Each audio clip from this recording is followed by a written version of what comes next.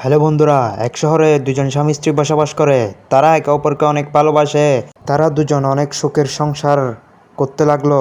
হঠাৎ স্বামী চলে যায় তার অফিসে এবং তার অফিস কাজ শেষে আবার আসে বাড়িতে। এভাবে করতে করতে দিন যায় অনেক। তারপরে একদিন স্বামী অফিসে যায় এবং তার স্ত্রী অসুস্থ হয়ে পড়ে এবং অসুস্থ হয়ে চিৎকারতে চিৎকারতে থাকে এবং তার স্বামীকে কল দিতে থাকে এবং স্বামী কল রিসিভ করতেছে না এবং অবশেষে কল রিসিভ করেছে।